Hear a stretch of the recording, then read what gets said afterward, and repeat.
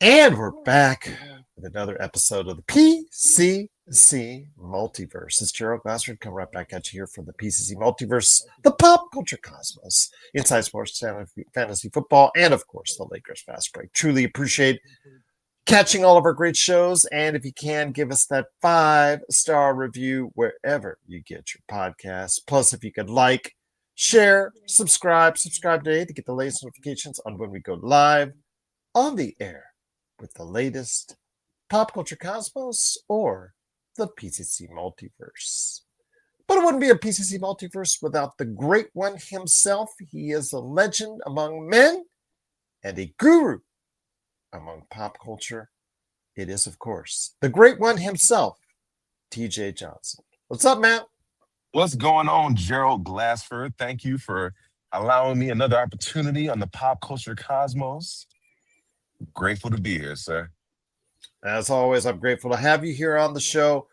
Wanted to go ahead and let you know again, the Monday show, so much to discuss. Wanted to make a little bit of a quick correction on Predator Badlands. We mentioned on the Monday show is $30 million. It's actually $40 million, a high for the Predator series, although that's not a huge barrier to overcome. It is helpful to the box office as we get closer into the winter season. So hopefully Predator Badlands will have some legs and some fangs and be able to go ahead and last out there. Did you get a chance to see Predator Badlands, or are you interested in delving into more of the Predator culture with You Predator Badlands? know, I'm gonna be honest with you, Gerald. I did not have this on my radar. I was never a huge Predator guy, except for the Get in the Chopper. But even that, I wasn't really like a huge fan. Um, no, it's not on my radar. Not on my radar. I'm good. You can spoil it for me or not. No, I'm I'm okay. not. I'm probably not going to see. I'm very up and down, as I told Josh on Predator. He's more into it than I am. I Yeah. mean, for every Predator and Predator 2 experience I had, there was the Predators that came out, that movie with Adrian Brody and Walton Goggins. That, yeah, I didn't really exactly love or care for. But Gotcha. this year, though, Predator Killers, that is an outstanding animated feature. So I do highly recommend that. That might be the best of the Predator trilogy with Prey, Predator, Killers, and now Predator Badlands. All overseen by the same individual as far as that's concerned. So yeah, definitely looking forward to seeing what Predator will become and if it will ultimately, the ties that are there in the movie to the Weyland Yutani corporation for Alien. So seeing if that'll ultimately get us back to an Alien versus Predator, which I think everybody wants to see. But definitely looking forward to seeing what's upcoming here over this course of this weekend. Much to discuss. I did want to go ahead and give you a shot on GTA 6 because you heard last week that it got delayed. Josh and I did talk about that, but I wanted to make sure you got your thoughts on it Yeah. as well. It has left the video game industry scrambling because it got delayed from a April starting date to All the a way to November November. 19th, Mm, mm. just before Black Friday. So everybody is now scrambling to get out of the way. Either you're trying to push it up your game or trying to push it out of 2026. Your thoughts, what this does? I think the most affected by it will be Halo Campaign Evolved because the uh, anniversary falls in and around November 19th. So, what do they do in regards to that? Plus, all these other games that are intending to release Call of Duty, among other games as well. Fable, which was talked about, Gears of War E Day. What do all these games do now that GTA 6 is going to be in fall of 2026? Well, GTA has entered the chat, ladies and gentlemen, for the holiday season 2026. It's a great problem that's going to have to be solved for a lot of these companies. I don't know if I move my date, and the reason being is that if we're being honest, I think GTA is probably going to be around a price point of what, about $100. It's probably going to be Yeah. about $100. If I'm the betting man, and because Rockstar can do it, they're probably going to charge about $100 for GTA. And because it's going to be that much, I'm not going to say it's pricing itself out for a lot of people.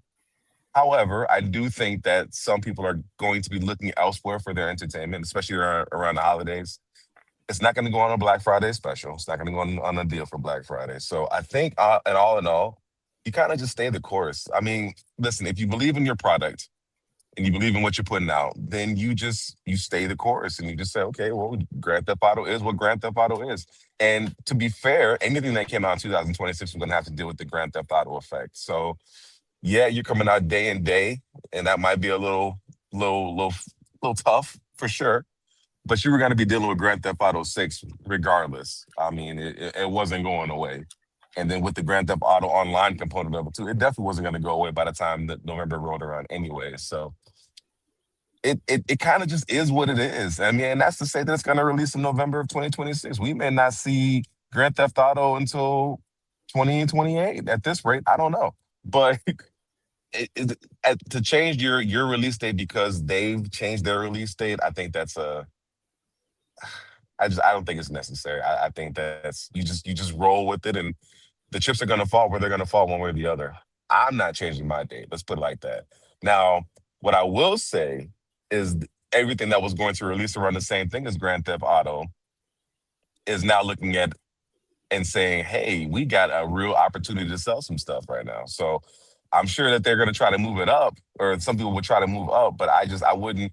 I personally, if I ran the company, I would say no. We're gonna hold the line, and we're gonna release right around the same time we were already planning on releasing, and whatever's gonna happen is gonna happen. But that's just Well, me. we'll You see. know, I clearly don't run a $1 billion, Yeah. gaming business, and I run with my heart and not my head. So there's that as well. I think if you are Halo, you still have to run on that date You do, because of you the do. tie-ins. It's too Yeah, much. yeah. Fable, if you Fable or Gears of War, you got to commit to one in September. I think you're good if you do it in September. If you release in September, October Mm. kind of gets into that gray area, which you saw. October was a heavy month for video games. Yeah, I it don't know if was. it Yeah. will be a heavy. I don't know if it'll be a heavy month next year because of the fact that GTA 6 is going to be releasing. I don't want to see games pushed up. I think that's going to be a mistake because Yeah. anytime you see these games pushed up, they come out incomplete. So that's going to be a problem there. So I have a feeling that spring of 2027 is going to be a very fertile ground for a lot of video game releases, my friend. Yeah, I wouldn't doubt it. Again, I don't like the idea of it, but I can absolutely see a lot of companies doing that just to get away from the shadow that is Grand Theft Auto, and it just sucks. You know what sucks, Gerald. You know what sucks. What What's really up? sucks is that this continues to push back Red Dead Redemption 3. What's happening now is that the longer it takes for Grand Theft Auto 6, the longer I have to wait for Red Dead Redemption 3. And that just makes me mad, G. It makes me mad because I miss Red Dead Redemption. I wanted them to do a remaster of Red Dead Redemption 2. I wanted them to just upgrade it for the Series X or the PS5 or whatever you wanted to do. Just give me an upgrade or something. Like make the load times better. I don't know, something. Give me something for Red Dead Redemption. But no, we have to play this Grand Theft Auto game and we have to play them playing with our emotions again. I mean, why rush it, right? You got Grand Theft Online that's still ranking in fist over fist of cash. Why rush Grand Theft Auto 6? What's the point, right? Let's just keep milking it for what it's worth and keep milking it and keep milking it some more. Maybe we'll release it on the PS6 and Xbox Series Z or something. I don't know. Like it's they can write a blank, they have a blank check and they know it. Like they know whenever they release this game is gonna do gangbusters. So there's no incentive. There's no incentive to get it done. And I don't like crushing. I don't like the whole culture of trying to cram and get it all done. I understand, but at the same token, it's like, at what point do we say we have a deadline? We need to hit our deadline. Like we've been waiting how long? When did Grand Theft Auto 5 originally release? Was it 2014? I think. That's what I thought. Yeah, it's been over 10 Yeah. years. Over 10 years. I will just go in and say this because the fact that there's a lot of games that are affected by what's going to be taking place with GTA 6 when it releases, but I think that make sure you have your game right. That's the first thing that you want to go ahead and make sure, because if you don't have your game right, if you're trying to push it up to get it out of the way of GTA 6, that's going to be a problem for you, and that's going to be a second strike against you, because this rare. It's not that often that these games come out, like Cyberpunk 2077. If you're going to risk bringing it out in an unfinished form like Cyberpunk 2077 and still say, hey, it's going to be able to sell, that's going to be a problem, because not every game can get away with that. Not every game Right. could be in No Man's Sky or Cyberpunk Right. 2077. Look at Fallout 76. Fallout 76 is a great game now. It came out in terrible shape when it was released, but it really never achieved the heights of success that it could Yeah. have had it to come out in a much more finished form. So that's what I'm worried right now when it comes to games in and around, or that were intended to be released in and around what GTA 6 is landed at. So it is a pivotal moment in gaming, but so we'll see what happens next fall. We'll see how the releases shake themselves out. Not many have shown their hand yet, which is obviously good for them, Right. because the fact that when you haven't shown your cards yet, you still can go ahead and fluctuate when you want to go ahead and do it. I personally would probably do, if I was Microsoft, I would probably release, if it's close to doing it, Gears of War E-Day in September. Then you Mm. have Halo in November, right there, right around the anniversary. That's the only competition you can really do. Well, October, you would move up your Call of Duty. So you do Gears of War in September, Call of Duty in October. No, November, you have Halo. And then you wait for Fable in February of 2027 or March of 27. That's what I would do, TJ. Yeah. That's that's fair. That's fair. That's fair. I do remember hearing a quote. I'm gonna paraphrase it, so don't quote me on the quote that I'm about to quote, but I quote, a game that's been held back can eventually be really good, but if it's released too soon, it has the potential to be terrible forever. Um, Again, I don't know who said it. There's a wise man, I'm assuming, but there is wisdom in that. I mean, typically you release games and you release them early. There, like you said, very, very few games have the capability of bouncing back the way Cyberpunk or the way No Man's Sky was able to bounce back. Very, very few have been able to do it, and very, very few will be able to do it. So you don't necessarily want to take that chance. I get that. It's frustrating, but delayed games ultimately can be very, very good games once they're released. You have to win back the trust of the consumer. I mean, and unfortunately, in Rockstar's case, they don't have to win back anything. They've already got it. Whatever they want, basically. Absolutely. So we'll see what happens, but GTA 6 again, November 19th of 2026. So we'll see what happens as far as everybody moving their games out of the way, or how they're strategically going to center themselves around GTA 6 or by GTA 6. So it'll be very interesting to see, and we'll keep updating you here on that here at the Pop Culture Cosmos. But if you have thoughts on GTA 6 and its delay to November of 2026, please let us know your thoughts. Popculturecosmos at yahoo.com. Well, my friends, still much more to discuss on today's program, keeping it somewhat within the realm of what we talked about with Call of Duty. Call of Duty Black Ops 7, it gets released this week, and I wanted to hear your thoughts on that. Where are we with the Call of Duty series as it stands? Again, next year, it looks like it's going to play second fiddle to GTA 6, whatever Call of Duty is released at that time. But for now, Call of Duty Black Ops 7, it comes out. Kind of an interesting note, because, of course, Battlefield 6 has garnered some early attention. I don't Hmm. know if it's enough attention to finally overtake Call of Duty Black Ops 7, because of the way that it's leaving the door open for Battlefield because of Game Pass.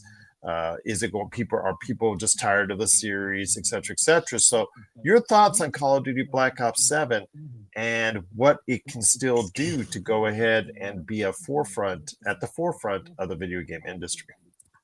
I don't think that I've been I've been rewatching Game of Thrones, and I remember that Daenerys Targaryen was always say that she wants to break the will, not realizing that it was Aegon the Conqueror who kind of created the will that she wanted to break. So it's kind of her own family's will. I digress. I digress. It's a tangent.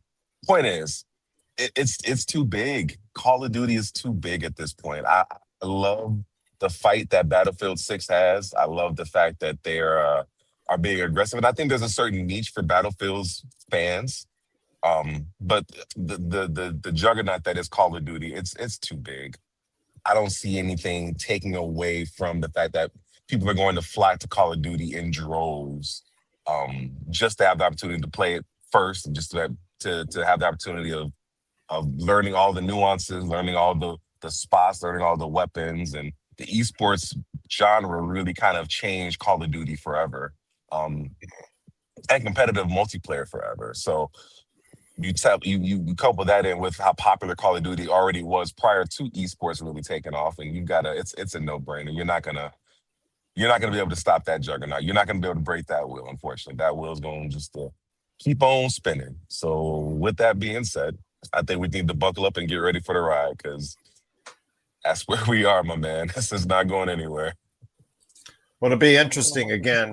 Will there be any cracks shown with regarding sales by the end of the year on Call of Duty Black Ops 7? I'm intrigued because if it doesn't fare as normally well, let's say it's a number one, but it's not a dominating number one seller over the course of the holidays. What does that mean next year as we go back to our conversation with GTA 6? Because it's going to be a clear number two behind GTA 6, or will it be a clear number two? It remains to be seen. So the intrigue for me is there because I want to see how far it differentiates itself from in sales from Battlefield 6. If there's not that much of a gap, that could be some telling signs about IP fatigue, about where Call of Duty needs to be, et cetera, as it goes into a very pivotal year next year, facing off against GTA 6. So I'm just curious as far as what the setup will be, TJ, as far as for this game coming out this weekend. Yeah, well, I'll tell you what, they definitely need all the momentum they can going into next year, going up against now Grand Theft Auto 6. Mhm. They've definitely got a tall task ahead of them. And again, we're talking a behemoth of a game in Grand Theft Auto 6 and a behemoth of a game in Call of Duty. So we've got two juggernauts who, are gonna go head to head. One is kind of a bit more um nuanced as far as who's playing it and how they're playing it and what they're playing it for. The other one is a bit more free roaming, free spirited, if you will, and can kind of hit a different audience. So it's gonna be fun. It's gonna be a very interesting watch come next year, fall of 2026. Which one kind of takes that cake? So yeah, this year is definitely gonna kind of tell a bit of a tale and kind of see exactly where they're gonna need to go for next year. So I'm curious. I'm curious as well. I will admit that. I'm curious to see how well it will perform, and then how well does that bode well for the future, or not so well for the future. So yes, a lot of implications as Call of Duty Black Ops 7 gets released into the wild this weekend. But if you guys have thoughts on the latest Call of Duty, please let us know your thoughts, popculturecosmos at yahoo.com. But before we hit the break, my friend, speaking of video game related things, I wanted to go ahead and Mm. hear your thoughts because Mass Effect and 7 Day was Oh, recently happened. So wanted to go ahead and hear your thoughts on this. They talked about how of course Mass Effect 5 is still alive, and what they're reimagining and all that, and make that was obviously very good to hear. But the people are started to focus more on the TV series, and there was word on what the TV series about. The creators from BioWare yeah. for the series that are overseeing the series and whatnot for Amazon, has a production date start as a possible Q4 of 2026 at the earliest. So I'm assuming at the earliest you'll see it is late 2027 is my guess. It is going to be set not in the Shepherd universe. It's going to be set sometime after that. And I know that their reasoning behind it was that because it was your journey with Shepard, so they really didn't want to mess with that. I've since you made your comments to me about it, I've had some going back and forth because I really think that if it's presented correctly in a just a straight format, I Mhm. think it is probably a made for TV. I've always envisioned it as a made for TV series, that arc for Shepard, whatever way you want to make it out. But yeah, I understand it wouldn't have everybody's decision on it, but the basic arc for Shepard, I think, is perfect for a movie or television structure. And then again, you could have FemShep involved in it as a sister, having her own adventures as well. Just the things you could do. Captain Anderson's. They made several books with Captain Anderson's adventures as before then as prequels. I just think that that world, that galaxy, is set for television. It is set for films. It's set for another medium. I really don't think it should be just put in the past and kept in the past forever. I think there is, it is something that I think the general audience out there could get behind. That's not familiar with the Mass Effect series, but this is a bigger risk going into a different part of this universe. It is when you do something fresh, it's not bad. I compliment them for that idea. I compliment them for taking a risk and going into something unfamiliar yet keeping the Mass Effect name. But I think it is a risk. I think it is something that I think that they are doing. That yeah, it's going to be an original story, but I'm not 100% sure that was the best idea. Yeah, well, obviously, happy belated N7 day to you as well. I don't disagree with that. I honestly, I think you have to be able to appreciate what Mass Effect was and be able to still appreciate what it could potentially be. And I use Game of Thrones again. Not to quote it again, but I use Game of Thrones as an analogy for this because clearly there's differentiating factions of people who prefer the book to the show. People who are obviously waiting for the books to end, if they ever will end, if they will ever be written. We're still waiting on Winds of Winter. Um, I don't know that I would, like you, relegate the original Mass Effect trilogy to the game medium. I think that it's fair to say that people who have played the Mass Effect series, who, again, this game first originally came out in 2007. So the very first Mass Effect was 2007. And then you had obviously Mass Effect 2, Mass Effect 3, Andromeda. You've had other games since then, but this started in 2007. I think it was like 2010 and 2012 for the other two in the Uh-huh. original trilogy. But the people who have played those games and played that original trilogy, that's we're 13 years removed for the final game in that original trilogy.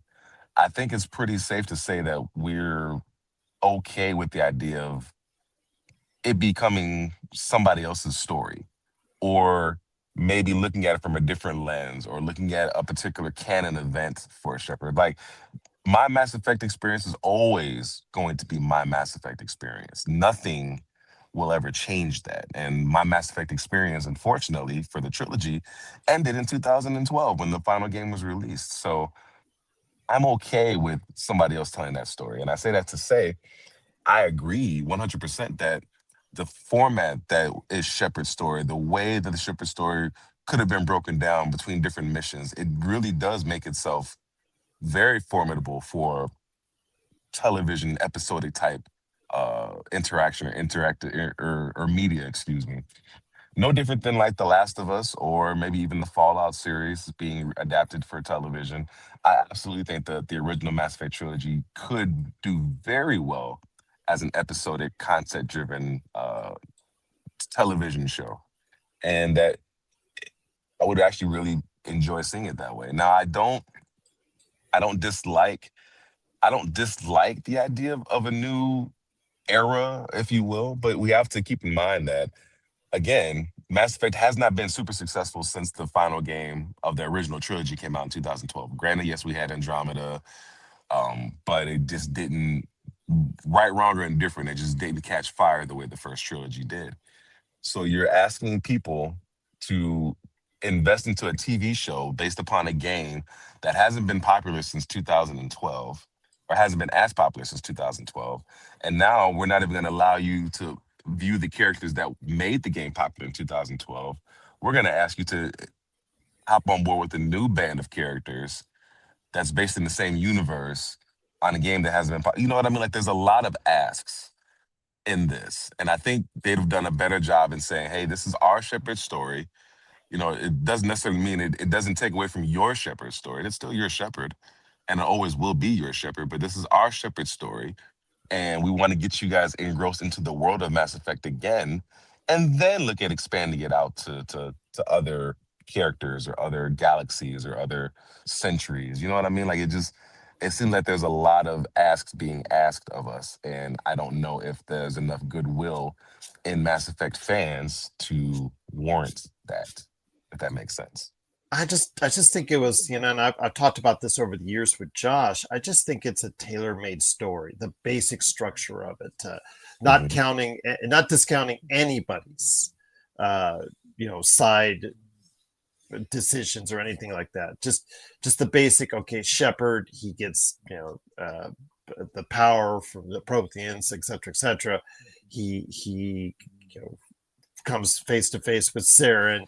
All that's as far as that deal, as far as him meeting up at the end of Mass Effect 1 with a lot on the line, as far as the Citadel being, in danger, saving the Citadel, going into Mass Effect 2, getting everyone together, getting this ragtag team of individuals together, and helping to save the universe, then leading into Mass Effect 3, which is the destruction of Earth and whatnot. I just think it sets itself up for such a great, I don't want to say trilogy because that's too easy of a concept, but such a great story, overall story to tell, Mhm.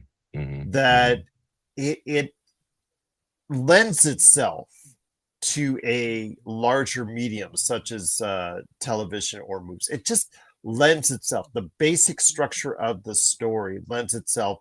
And I think it's something that, it's Mass Effect is now far enough in the rearview mirror, that original trilogy, that you could put this out there that Yeah. a lot of people that are not familiar with the series could really get behind. A lot of general audiences would not even know it's based off the video game and could get behind it. And it Yeah. just seems to me that I would have gone that route. I would have gone a Shepherd route. More I think about it, the more I thought about it. I've actually said over the years that I really wanted the Shepherd route. And when you were saying, about how in our chat that you were thinking that it might be a good thing to move away from it, I'm not tired of it like I am the Star Wars series. I mean, we've talked about the Star Wars series, Yeah. I think, with you and with Josh, about how moving to a completely different universe away from the Skywalker saga is probably the best thing they could do to get new fans to get into Yeah. this. Yeah. Yeah. But the Mass Effect right now is a dormant IP. You don't Exactly. have, Yeah. and you could build it up, and it's just it's a tailor-made story right there for you. I just don't get it. I to be honest with you, I really think this story could be retold. It's not a rehash. It's been too long now to just to say it's a rehash, because there's so many pivotal moments in the game, the pivotal moments that make you decide, that are thrilling, that are intriguing in the first two games, especially at this, not counting the color changes in the Mass Effect 3 and all that. Oh, did you pick the blue one? Did you pick the red one? Like, just okay. And then you put on an ending where um Shepard saves the universe. Yeah, like in the Mass Effect 3 ending, but this time you don't know what happens to him. There's no clear cut, Right. did he survive? Did he not? Type deals. It Right. again, if I would think you and I would sit down and go over the fact that, do we want to go somewhere else in the Mass Effect universe? Well, they tried that before and it didn't work out as well as planned. is it the wisest thing to do? I think there is a tailor-made story there that with a backstory, with the fact that you could create another character with a femshep, to have her own stories that you could do as an offshoot series or movie, and then you have Captain Anderson stuff that is really really good if you read those books.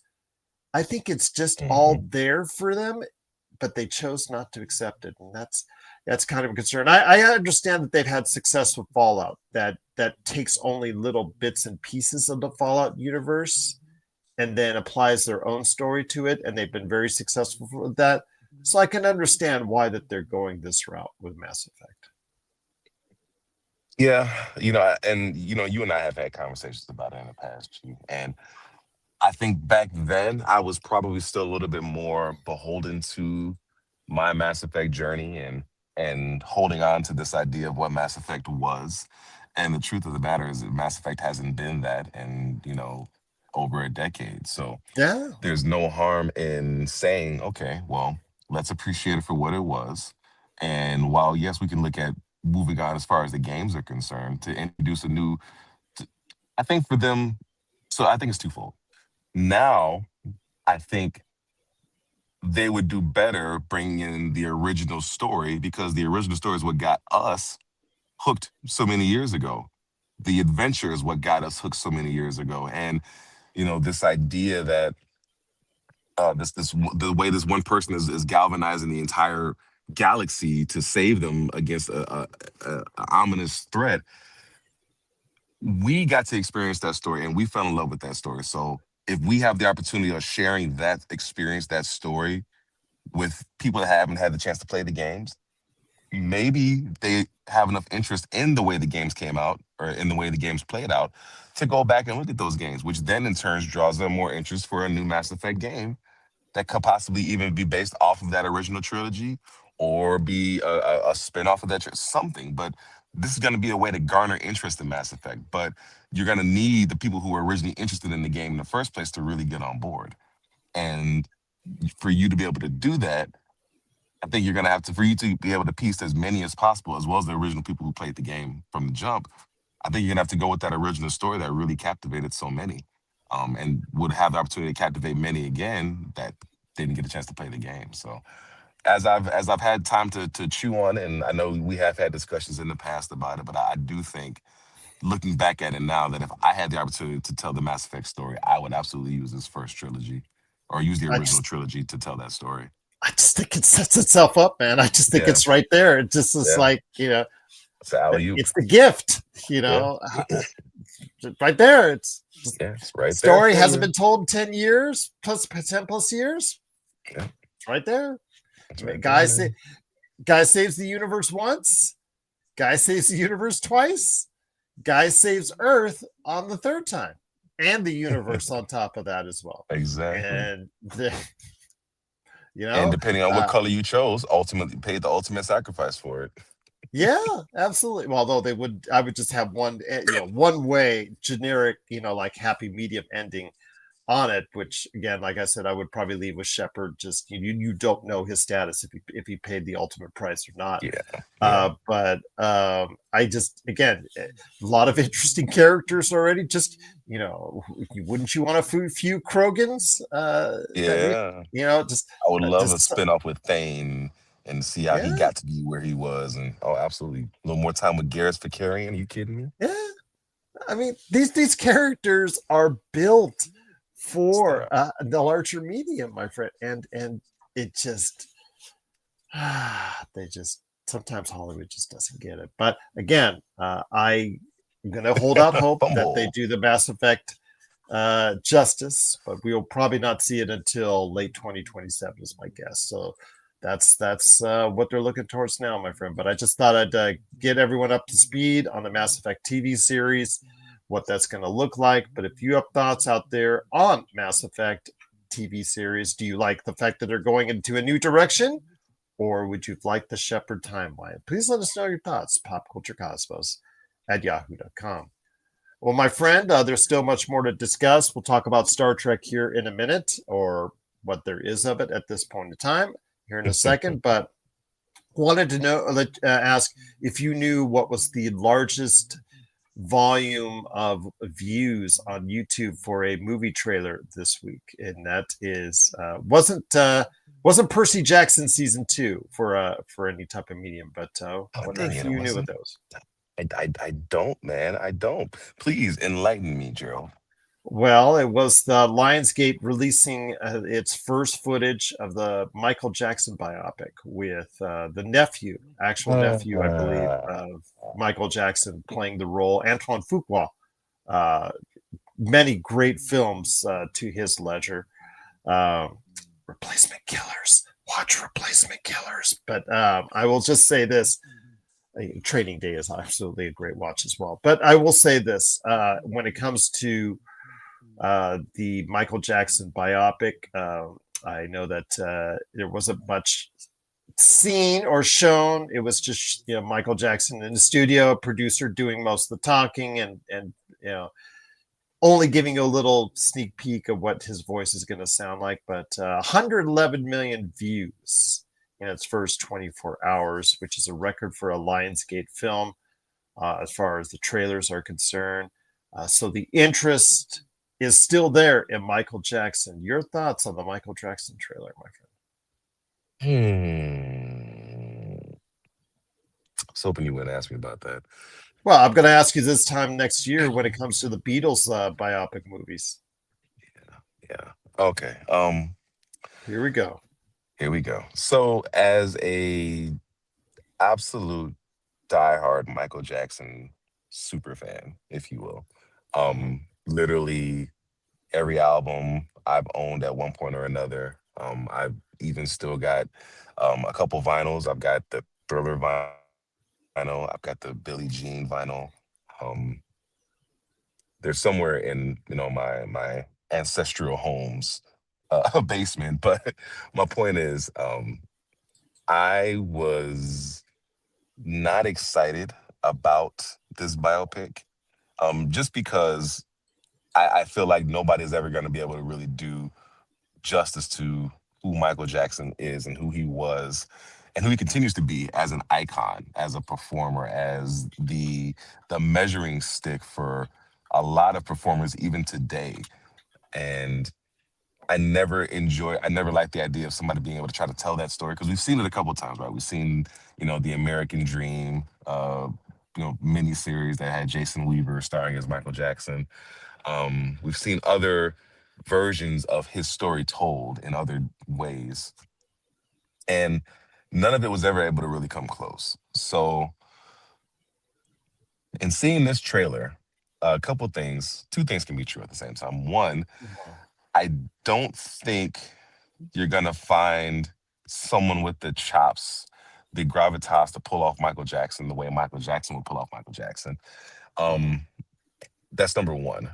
Number two is that I'm still a little intrigued, and I don't know how I feel about that.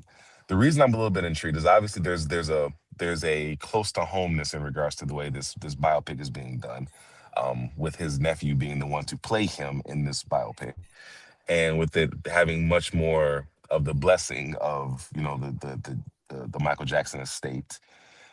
This one has the potential to be a lot more true to form, true to life, um, as to who Michael Jackson was, the icon that he was, and the icon that he still is.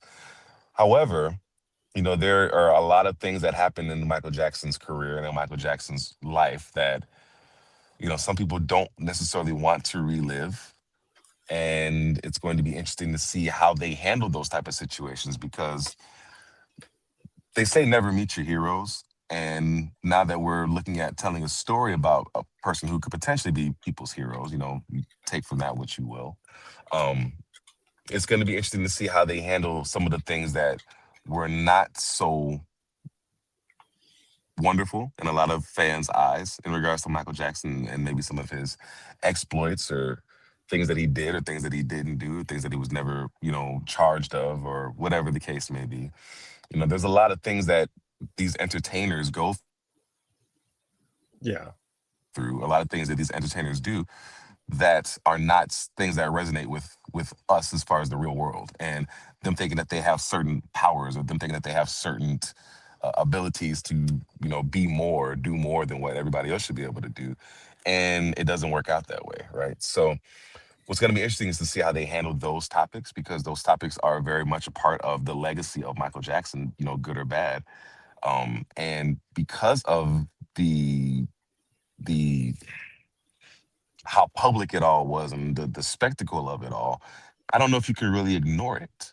And especially if you're telling a biopic, those are things that you really can't ignore, because they are part of of his legacy, and they're part of his story. And if you're going to do his story justice, you have to be able to talk about the good, bad, and everything in between. So I don't know. I don't know.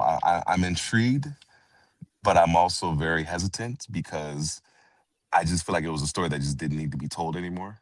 But We've heard it, somebody's of gonna tell it. course. You Somebody's do, and you would hope that somebody that tells it would have enough respect to to first and foremost be truthful, but be tasteful as well. And I don't know if you can do both in this case, but I am interested to kind of see how it all plays out. I don't know if I really like his nephew playing him. I don't know if he doesn't look like him. He the doesn't look like nose. I him. know everybody's having an issue with the nose. Now, mind you, Yeah, Michael over the course of his life had a lot of of work course he done did. on his nose, Yeah, but of course he did. For this sure. still his nose. I don't know if they're actually, if you look at stills, they're different. Even Yes. they're different, but they're not the same. It seems to change in different stills if you're looking for stills from the movies, but they're not still matching what Michael had in his life. And I'll just, Exactly. if that Yeah. makes sense. So It yeah, does. It makes yeah, sense. It makes sense. It's just it's gonna be very interesting, and I don't know that they're gonna be able to do it well enough to really make us believe that that's Michael Jackson. And he was such a talent. He was such a unique talent, a unique set of of course. skills, a unique set of abilities that we have very few people have been able to, imitate, and very even fewer have been able to imitate it well. So it's one of those things where you just, unless you know that you can nail it, you just don't want to touch it. You don't want to see it touched, unless you know for certain that they're going to nail it, and I mean nail it. And it's such a hard thing to do that I would. I'm nervous, but I'm intrigued at the same time. I really am. As am I, as is 111 million other people within the course of 24 hours that saw that video. So, I mean, obviously there's an interest there, my friend. So Yes. Yeah. you can't Yes. argue with that. But it is the Michael Jackson trailer for the Michael Jackson biopic. If you've seen it, we'd love to hear your thoughts. popculturecosmos@yahoo.com. But it got some also bad news in the world of movies, I guess, when it comes to, for those that like us that have a certain affinity for the Kelvin timeline for the Star Trek movies. Paramount boss, new head, Larry Ellison, um, was quoted as saying that there's, paraphrasing here, that there's probably not a future, going to be a future for any more Kelvin timeline movies. I'm not saying I'm too surprised on that. It's simply because of the fact that, what the highest grossing one worldwide is the Star Trek Into Darkness movie, which I think is under $450 million worldwide. If you rounded it up to, as far as for today's value, probably what that would be, close to 600, maybe, as far as it's concerned. But those movies would cost a lot of money accordingly. So just by the sheer fact of the special effects and all that. So it's just ahead of the rebooted, well thought of 2009 J.J. Abrams Star Trek movie, which has done infinitely well on cable television, now then streaming, but also on DVD sales. That's where it's really made its bread and butter for Paramount, was that rebooted movie doing so well after its initial run. So Yeah. with that, the Kelvin timeline with Chris Pine, Zachary Quinto, Zoe Saldana, Simon Pegg, Carl Urban, that appears to look to be a dead thing, and which is a shame because I really was like, there was always rumors of one last movie with Quentin Tarantino, and then there was the talk about bringing Chris Hemsworth back for a ride. A lot of people were going back and forth. This in production hell for years.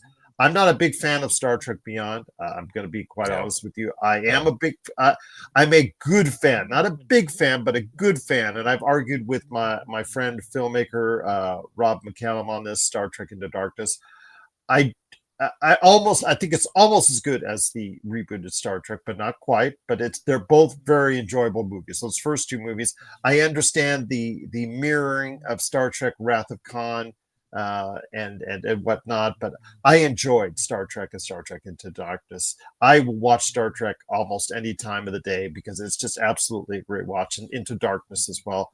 Beyond, I watched it. I watched Chris Pine ride a motorcycle and do a jump on it. Yeah, yeah, thrilling. But be that as it may, my friend, uh, what happens now? Because right now they have a couple TV shows. One already has an endpoint with Star Trek: Strange New Worlds at season 5. That one had to have an ending at some point because of what happens to the lead character yeah. in the Star Trek lore. There's Star Trek Fleet Academy that's just coming out early next year, which I don't know how well you could bank on that becoming a pillar for the Star Trek universe going forward. So, your thoughts, my friend, on where the Star Trek universe goes from here? Because the Kelvin timeline looks like it's hit a black hole. Yeah, I'm right there with you on the first two films. I thought Beyond was very much but the first two, like you, I could put those on right now and be happy as a clam. Especially the Mm-hmm. first one. The first one, to me, was really what even got me interested in Star Trek to begin with. I was not a Trekkie. I think you and I have discussed this. I had Mm-hmm. no real interest in Star Trek. I had no real interest in any of that. But that first rebooted Star Trek film with Chris Pine and Chris Hemsworth very, very briefly in his early career and Zoe Saldana, obviously Carl Urban, like you mentioned, all those amazing actors who are now, Oscar-winning actors at this point. A lot of them between Chris Pine and Zoe Saldana, and obviously the cost for those guys have gone up tremendously. So that first three-movie deal that they got was one thing, but even if they were to look at doing a fourth film, you're spending top dollar for those actors, and I don't know if you're going to get top dollar return on that investment. So I can understand them not moving forward with the fourth film. As far as where does the Star Trek franchise go from now, I think it needs to go bye bye. I think it needs to go dormant. I think Star Trek was appealing for a particular generation because they kind of did what hadn't been done at that time as well. But they haven't done anything to maintain any lasting appeal. And what I mean by that is, even the conversation we've had before between Star Trek and Star Wars has a lot of other things going for it. Now, granted, we also might be at a point where Star Wars needs to take a break. Maybe not permanently, not as long as Star Trek, but needs to go away for a while to allow some type of distant memory and some fondness to come into fruition. But I think what Star Trek was for the time that it originally came out, it no longer can be that. You can't rediscover Earth. You can't rediscover that fire. Because at the core of Star Trek, it was about exploration. Well, we've explored beyond the 6 year, 7 year mission. We've explored beyond that, and we continue to explore. But there just hasn't been enough innovation in that series and that franchise to really warrant continuing at this point. I think that it was really good for the time frame that it came out, and it was even really good with that initial reboot. But there's only so many times you're gonna be able to tell the same story, and I just don't feel like they're really at a point where they're gaining any new traction, they're gaining any new followers, they're gaining any new foothold in that particular genre. And I think you have to know when to say when, and I think that's the problem. A lot of these distributors have, a lot of these companies have. They don't know when to let something go. They want to keep milking it and keep milking it and keep draining it for everything that it has. But truth of the matter, you have to be able to call it at some point. And I think that now is the time to say this has been fun. Maybe we'll look at revisiting it in 20 years or so, and maybe something will happen where it'll resonate with us again. I do believe that everything has a season, and there are certain things that are going to be closer to certain people at certain times of their life because they're going through whatever they're going through. But I just don't think that Star Trek has a place in this generation right now, not this current iteration. I think that's going to be a future subject of us, like what's gone wrong with Star Trek and can it be fixed? I think that's something that we're going to have to. That's another one. There's quite a few. Yeah. AEW, WWE. The list Uh, seems to keep on going with stuff like uh, this. uh, Yeah, but it's called job security, Gerald. Job security is what yes, it is. there you go. Indeed, yeah, absolutely. But that's a special episode waiting to happen. But if you have thoughts on the Star Trek Kelvin timeline coming to an end, please let us know. Popculturecosmos at yahoo.com. Well, before we get to your retro review, wanted to go ahead and mention a couple of the upcoming releases for this weekend at the box office. The Running Man, a new re-envisioned, I guess, About that. design for the famous Arnold Schwarzenegger movie. We'll see if Glenn Powell will actually be able to go ahead and get some real returns to the box office, plus the sequel or the trilogy. Now You See Me, Now You Don't. I think it's the third one um, of a series that I think of a trilogy that I don't think anybody was clamoring for. So I'm curious to see how that one will do as well. Your thoughts on this, my friend? I mean, because and also Keeper is coming out as well. I mean, looks to be a little bit competitive and get a little bit spicy before the end of the year, my friend. Yeah. I don't. We'll see, man. We talk about the fact that Hollywood has no more good ideas, and I think this is kind of kind of the proof in the pudding is that we're talking about the Running Man. When did the original Running Man come out? Back in like 88, I'm yeah, gonna guess. Let me go yeah, ahead. that's a I'll look long that time up here. ago. That's a long time Yes, ago. So point being is that when 87. they 87. when they say It that was. Hollywood is out of ideas, this is why we're talking about reimagining the Running Man. And yeah, we'll see, man. I feel like they haven't had a version of this with Liam Hemsworth. I can't think of the name of that, but it was very similar in the idea of the Running Man having to keep going. And I can't think of the name of it, but I remember watching it relatively So we're even seeing a recently within remake or like the last few months. rehash. And So remake yeah, or like rehash. and it's already been redone. Like Yeah. I'm over it. I'm over it. I think that we need to learn how to let sleeping dogs lie. Speaking of sleeping dogs, at least they're talking about bringing that to a video games. They are not video game. They're talking about bringing that video game to a movie. So there's something that's Yeah, possibly coming only as well. But what about 10, 15 years later like on yeah, that I one know, too. man. I know. But at least they're gonna at least they're gonna actually follow the game on that. So that's cool. But yeah, it's time to let some things go, and that includes that includes some movies that came out in the '80s, and while they were okay then, they didn't set the world on fire then. So what are we expecting them to do now? And Now You See Me movies as well. I'm like, okay. Yeah, Yeah. the third one, I still yeah I didn't see it before, so I've seen the first one, and I think that's all I needed to see. But before we head on out, my friend, your thoughts on a retro review. I'm giving you a clean slate. I know we talked about it before when we oh were going to plan, but you know what? I'm going to give you a clean slate. What do you have on deck oh before we head on out? you're so kind. So here's what I'm thinking about for my retro review. Just recently, just recently, we had the beauty of talking about Fantastic Four. That was a few episodes ago. It was like 5 episodes ago at this point. Mm-hmm. It was last one, about 5 episodes ago. So how about we do our review since it just released on Disney Plus? How about we do our retro review on the Fantastic Four from 2005? What do you think? Sounds good? Sounds good. Sounds good. Yeah.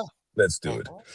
So let's talk about the things that worked about that Fantastic Four movie back in 2005. I thought you had a really strong cast.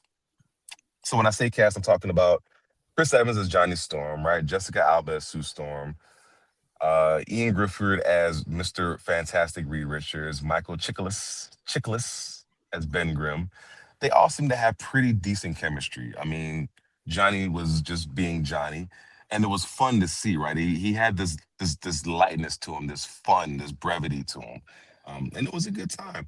It was a bit of an origin story. It gave the team their classic space mission, cosmic storm powers origin, very directly.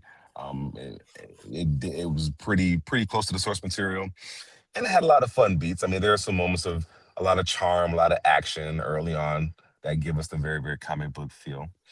Um, I enjoyed I enjoyed the playfulness between Ben Grimm and Johnny, which is what we get to see a lot of in the comics. We didn't get to see as much of that in the newer Fantastic Four, which I was a little disappointed in. We kind of seen a bit more of a mature Johnny and a bit more of a mature Ben. I really wanted to see them kind of have more of that antagonistic friendship relationship that we see in throughout the comics and even in the first set of Fantastic Four movies. But something that they all do have in common is they seem to do really well with Sue Storm. I think Sue Storm in this most recent iteration was better, played by Vanessa Kirby. I thought she did a much better job in evoking um, the power that Sue Storm seems to have. I thought it was a little bit far fetched because now she has the power to really withstand Galactus. I don't know if I ever thought she was quite that strong. But I enjoyed that aspect of the newer ones as opposed to the older ones. While granted, they gave us a different version of Sue Storm, one that was a little bit more fun, a little more tongue in cheek. I thought it was still a good time. I think a couple things that didn't work for it, or a couple things that don't work for it, especially looking at it from a modern lens now. The visuals are just you look at some of that stuff back then, and granted, it was groundbreaking, revolutionary at the time. But right now, you look back at it, it's kind of like, that did not age well. Those stretching effects by Mister Fantastic didn't age well. The fire from Johnny Storm that aged fine, but then the other powers and the other costumes, Ben Grimm's costume looks rubbery now, and Sue Storm's powers didn't really do it. It just didn't have the same it didn't have the same love that we had for it back in the early 2000s, and rightfully so. Right, we've evolved, technology's evolved, the industry is involved, so I get it. I say all that to say, if you were to watch that movie today, if you were to watch that movie right now in 2025, especially after seeing the new Fantastic Four that's released on Disney Plus, um, you'd have to kind of treat it as like a time capsule into 2000s, into the early 2000s, especially the superhero genre of the early 2000s. It offers a lot of entertainment, especially if you're a fan of the characters. But to be fair, it's probably far from fantastic. Out of five flame ons, I'd give it a probably a solid three, maybe three and a half out of five flame ons. It's fun to go back and look at it, but it just doesn't carry the same weight.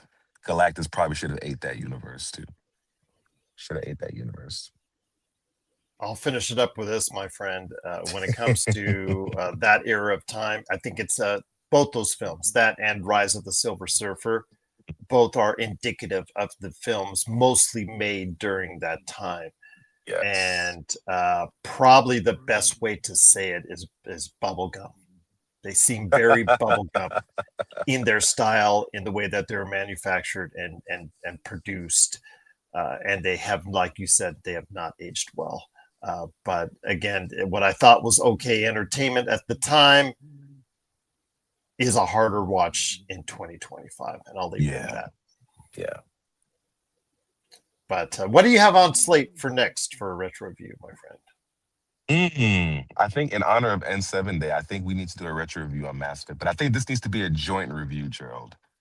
I don't think I can do this one on my own. I think I'm gonna need your help with it. Well, I don't have any Mass Effect knowledge as I look Oh, around oh my crap. office here. Oh. Yeah.